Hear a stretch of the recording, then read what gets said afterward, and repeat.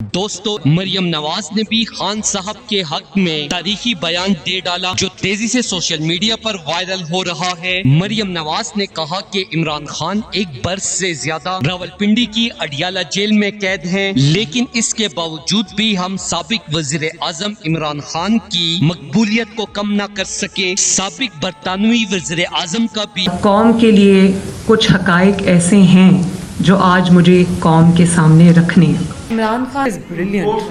He is brilliant. Mal story. میں 75 سالہ تاریخ میں نہیں جانا چاہتی، وہ بھی انہی چیزوں سے عبارت ہے۔ فیصلہ جب ہو جاتا ہے تو غلط فیصلہ ہو سکتا ہے، لیکن غلط فیصلے کے بعد ایک غلط فیصلہ، اس کا ایک تسلسل سے ہونا۔ فیصلے کبھی بانجھ نہیں ہوتے، فیصلے جب کیے جاتے ہیں تو ان کے بہت دہائیوں تک اثرات ان کے رہتے ہیں، اور اثرات کم نہیں ہوتے۔ آنے والے وقت کے ساتھ وہ اثرات گہرے ہوتے جاتے ہیں، اور کسی بھی ادارے کی توہین کبھی بھی ادارے کے باہر سے نہیں ہوتی، ادارے کی توہین ادارے کے اندر سے ہوتی ہے۔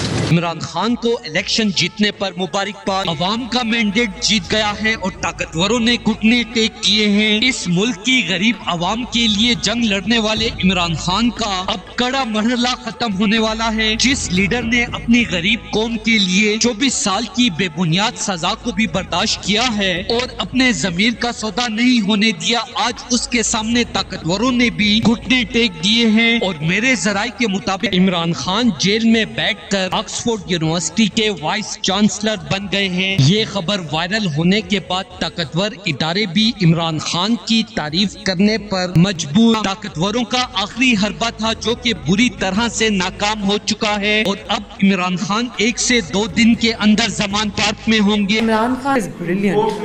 He is brilliant. Mal دوستو، اس حوالے سے اپنی رائے کا اظہار کمنٹ سیکشن میں دیں۔ ویڈیو اچھی لگے تو لائک کریں اور اس چینل کو سبسکرائب کریں۔